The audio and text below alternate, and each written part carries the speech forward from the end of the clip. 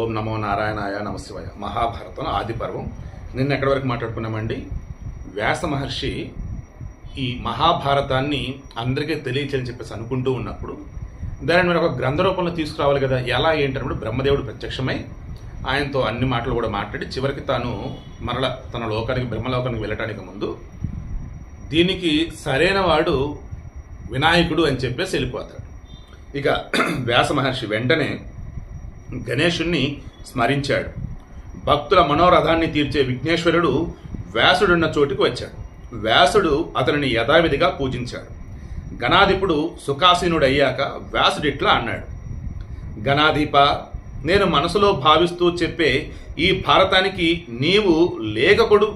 నువ్వు that means నువ్వు రాయాలయ్యా, రచించాలయ్యా అన్నాడు. అంటే ఈయన మనసులో భావిస్తూ చెప్తూ ఉంటాడు అన్నమాట. అంటే ఒక రకం కళ్ళు మూసుకొని ఆయన మైండ్లోకి ఏదైతే వస్తుందో అదంతా కూడా బయటకి చెప్తుంటే ఇక వినాయకుడు రాస్తూ ఉండాలి. ఆ మాట విన్న వెంటనే విఘ్నేశ్వరుడు నా లేఖిని క్షణకాలం కూడా ఆగకుండా చెప్పితే అప్పుడు నేను లేఖకుడును అవుతాను అన్నాడు. సరే, నేను రాస్తా, కానీ క్షణం కూడా ఆగకూడదు, నువ్వు కంటిన్యూ చెప్తూనే ఉండాలి. వ్యాసుడు వెంటనే గణాధీపునితో అర్థం తెలియకుండా ఎక్కడా రాయకు అన్నాడు. సరే, నువ్వు ఆపకుండా రాయి, కరెక్టే, కానీ అర్థం చెడకూడదయ్యో అన్నాడు. అప్పుడు వినాయకుడు సరే అయితే అని చెప్పేసి అన్నాడు. దెన్ వ్యాస మహర్షి ప్రతిజ్ఞ చేసి చెప్పడంతో ఉద్దేశపూర్వకంగా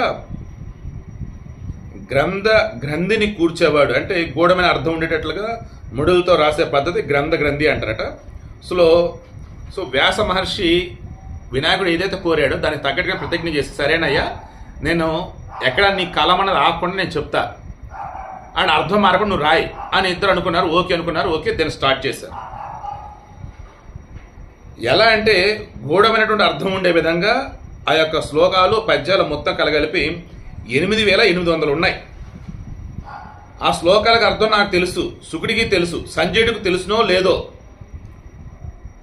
గూఢంగా దృఢంగా కూర్చున్న ఆ శ్లోకాల సముదాయానికి అర్థం వివరించడానికి ఇప్పటికీ ఎవరికి శక్యం కాదు. అవి అన్ని గూఢార్థాలు, యోగార్థాలు, యోగరూఢాలు కలివి. ఎవరు?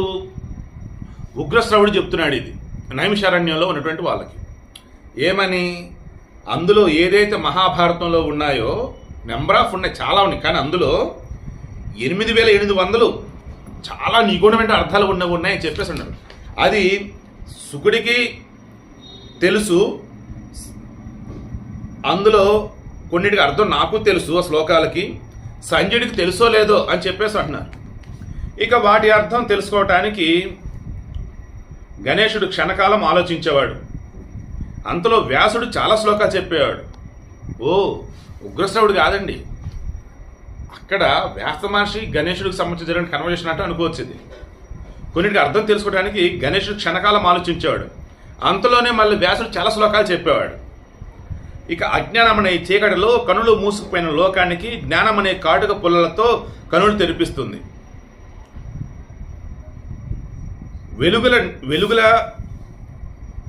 వెలుగులనిస్తుంది శ్రీ మహాభారతం. సో అజ్ఞానం అనే చీకటిలో కనులు ఎవరికైతే మూసుకుపోయినారో అటువంటి వారికి ఆ లోకానికి మొత్తం కూడా కనులు తెరిపిస్తుంది, వెలుగులనిస్తుంది శ్రీ మహాభారతం. అలాగే ధర్మం, అర్థం, కామం, మోక్షం అనే 4 పురుషార్థాలతో విస్తారంగాను సంక్షిప్తంగాను చెప్పిన ఈ మహాభారతం అనే సూర్యుని చేత లోకాల చీకట్లో పటాపంచలవుతాయి. సో ఇక్కడ మహాభారతాన్ని సూర్యునితో పోలుస్తున్నారన్నమాట. అండ్ ధర్మ, అర్థ, కామ, మోక్షం అనే 4 పురుషార్థాలను కూడా విస్తారంగా సంక్షిప్తంగా మొత్తం కూడా ఈ మహాభారతంలో చెప్పారు అంటున్నారు. పురాణం అనే పూర్ణిమా చంద్రుని చేత వేదాల వెన్నెలలు విరిశాయి. దానితో మానవుల మనసులోనే కలువలకు ప్రకాశము, వికాసము కలిగింది. సో పురాణం అనే పూర్ణిమా చంద్రుని చేత వేదాల వెన్నెలలు విరిశాయి. దానితో మానవుల మనసులనే కమలాలు, మనసులని పువ్వులతో పోల్చున్నారంట. ఆ పువ్వులకి ప్రకాశము, వికాసం, పువ్వులు వికసించాయని చెప్తున్నారు.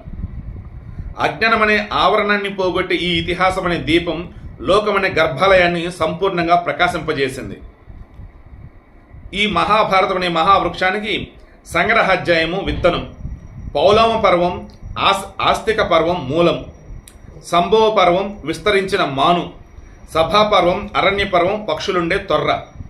సో ఈ మహాభారతం పెద్ద మహావృక్షంగా చెప్పినారు వీళ్ళు.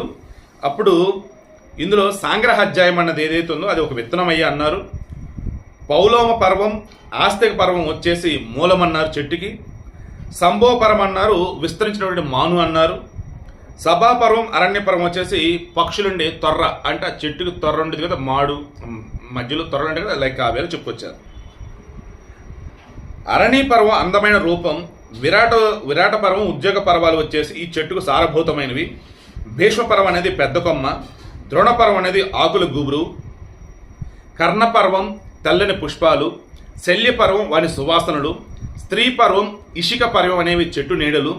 శాంతి పర్వం గొప్ప ఫలం, మహాఫలం అంటే ఇక మోక్షం అన్నట్టు. ఇక అశ్వమేధ పర్వం అమృత రసం. ఆశ్రమవాస పర్వం స్థిరమైన ఆశ్రయం. మౌసల పర్వం సంక్షిప్త వేదం,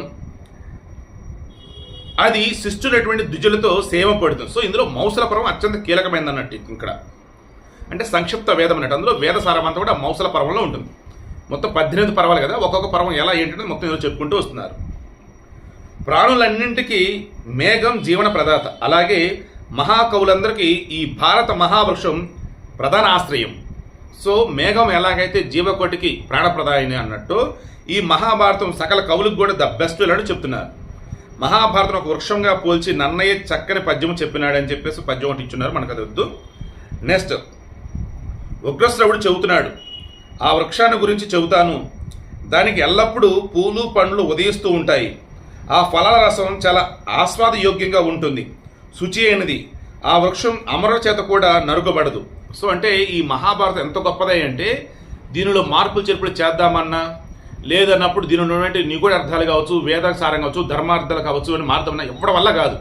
ఈ మహాభారతం అనేది ఈ పురుషులు అనేది ఎలా చెప్పాలి, ఈ ప్రాణులు అనేవాళ్ళు ఉన్నంతకాలం, ఈ భూమి అనేది ఉన్నంతకాలం ఈ మహాభారతం వినిపిస్తూనే ఉంటుంది, అందరూ తెలుసుకుంటూనే ఉంటారు అంటే చెప్తున్నారు. ఎవరు చెప్తున్నారు? ఉగ్రశ్రవుడు చెప్తున్నారు. ఆయన కదా మహాభారత నైమిషాలను చెప్తుంది ఆయన. ఇక్కడ పుష్పము ధర్మమని, ఫలం మోక్షమని, రెండు కలిసి సత్యమని చెప్పబడతాయని చెప్పేసి అంటున్నారు. ఇక తల్లి అయినటువంటి సత్యవతి ఆజ్ఞతోనూ, ధీమంతుడైనటువంటి భీష్ముని అనుజ్ఞతోనూ, ధర్మాత్ముడైనటువంటి వ్యాసుడు విచిత్ర వీరుని క్షేత్రాలలో 3 అగ్నుల వలె 3 పుత్రులను కలిగించున్నారు. వారు ధృతరాష్ట్రుడు, పాండుడు, విదురుడు.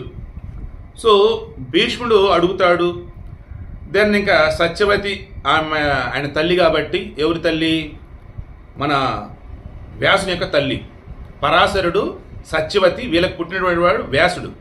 వరం వేస్తాడు, అమ్మ నన్ను ఎప్పుడైనా సరే తలుచుకోమని నేను వస్తానమ్మా అని. దాన్ని తలుచుకునేది ఎందుకు? వీళ్ళకి పుట్టినటువంటి పిల్లలు ఆల్రెడీ చనిపోతారు కదా. ఎవరికి? ఈ శంతనుడికి సత్యవతికి పుట్టిన పిల్లలు చనిపోతాం. ఈ విచిత్ర వీరుడు ఉన్నాడు కదా, అతను ఆ ముందు ఇంకో క్యాండిడేట్ ఉంటాడు, ఇది చనిపోతారు పిల్లలు పుట్టక ముందే. బట్ ఆల్రెడీ వాళ్ళ దగ్గర 2 కోడళ్ళు ఉన్నాయి. మరి ఇప్పుడు పిల్లలు ఖచ్చితంగా కావాలి కదా, ఎందుకంటే భీష్ముడు పెళ్లి చేసుకొని చెప్పాడు కదా. అప్పుడు ఇక వ్యాసుడిని కోరితే అప్పుడు ఆ వ్యాసుని వల్ల 2 కోడళ్ళకి సంబంధించి ధృతరాష్ట్రుడు, పాండుడు, ఒకళ్ళేమో కళ్ళు మూసుకుంటారు భయపడి, దాన్ని ధృతరాష్ట్రుడు పుడతారు. ఒకళ్ళేమో వణిగిపోతామో లేదంటే భయపడతామో, చర్మం ఏదో పాలిపడడం జరిగింది, అప్పుడు పాండురాజు పుడతాడు.